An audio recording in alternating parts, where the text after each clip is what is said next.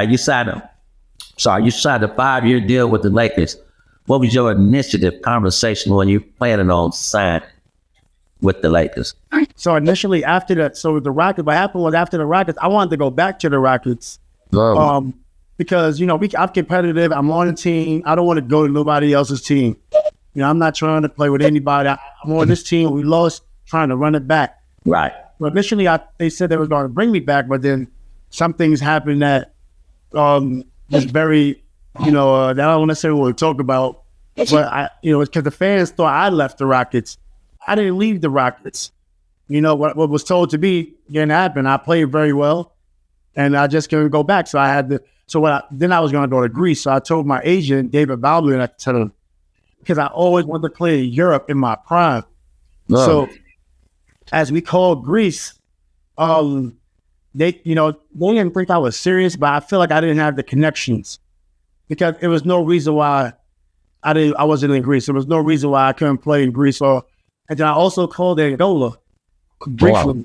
When we called it, playing in Africa was something I wanted to do. So when I called Angola, I couldn't get through the right line.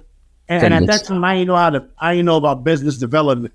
Right. You know what I mean? Right. So I was kind of bitter. So then I was going to go to the Knicks. I was also in talks with the Knicks, but then Isaiah Thomas left. So when Isaiah Thomas left the Knicks, and then Donnie Walsh got there, it was 6 years ago. I just had to bro. So I didn't think, we tried the Knicks. We did try it, but then that didn't happen. So then I tried to go back to Indiana.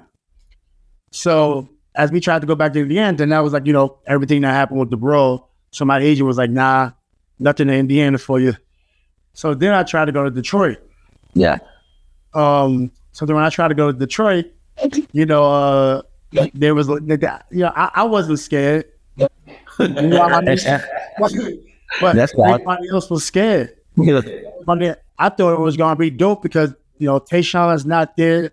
I just finished averaging 25 in the playoffs. I could still ball. Right. I'm like, let's do it. Let's go to Detroit. That's going to be huge. Like, I'm a Detroit type of guy. Yeah. Blue collar.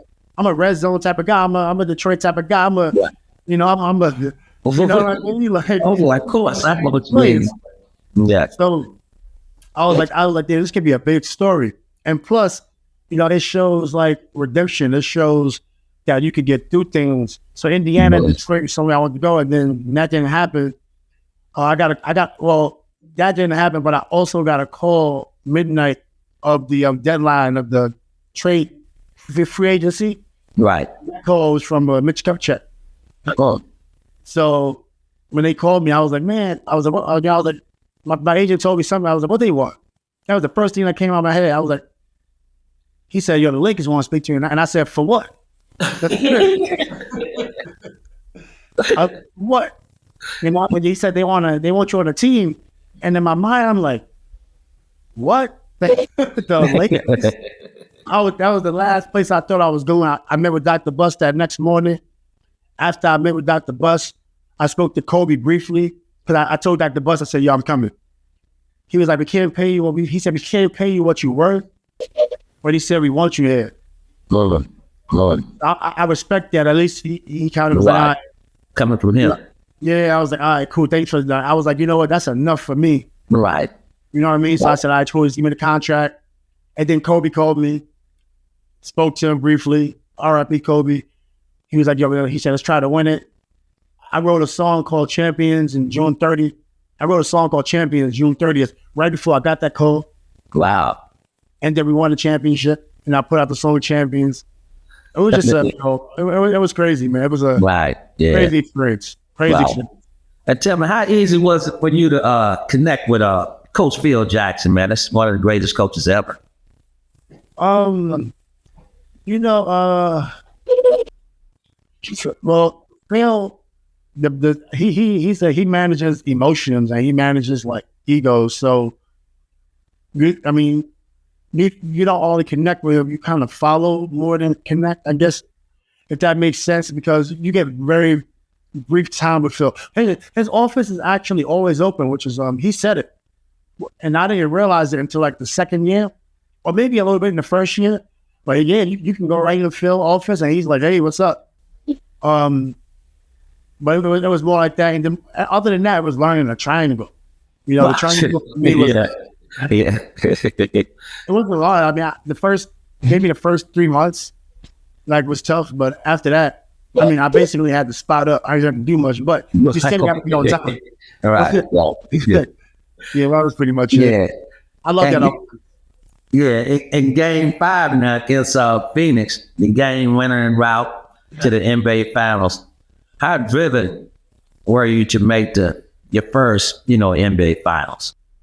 Yeah, that was crazy, man. Because I knew, like, when I was in my prime, I was pretty good. So I knew like in my prime I'm gonna get to the finals. Like, somehow I'm locking damn near everybody up, but LeBron and Kobe and with the exception of Chase and Rip Hamilton. So I'm like, I'm gonna get there somehow.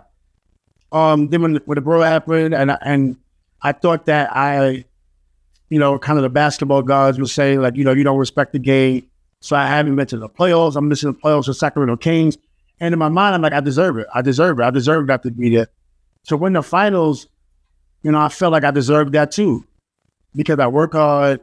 I locked a lot of people up. I scored on a lot of people. I put my work in.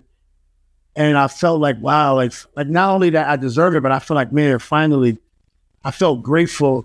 Right. I felt like everything job is done. I feel like my job was done. I wasn't necessarily focused on number 2. I was more like, because I really always wanted the championship. I really always wanted the MVP. MVP was way that's a short window. You get a small opportunity for that. I had a small opportunity. I kind of messed that up.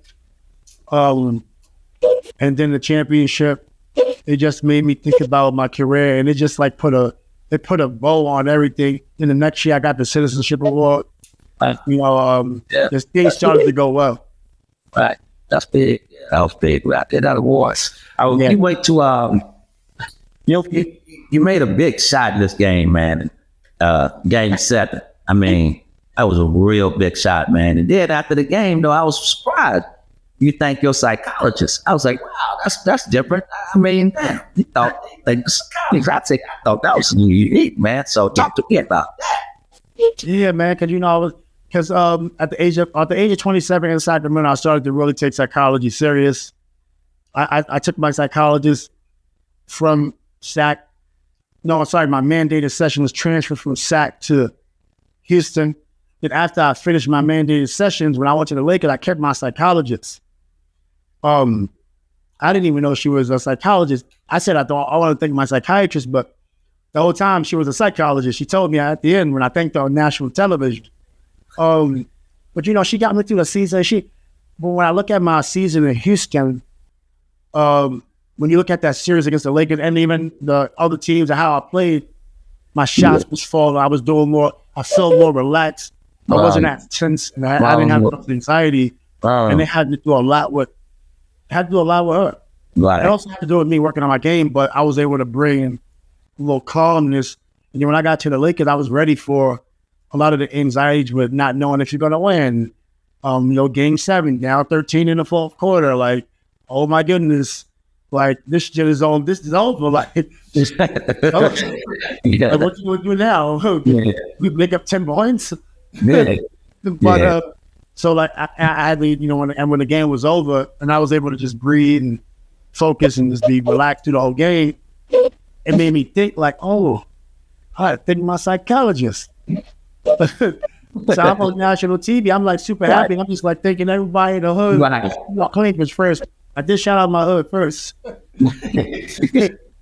I shout out a few of my boys personally. I'm like, shout out to Rough and Childless. And then I thank my psychiatrist. Who was actually a psychologist. Yeah. And I want to thank God also for putting me in position. I forgot to thank God that day.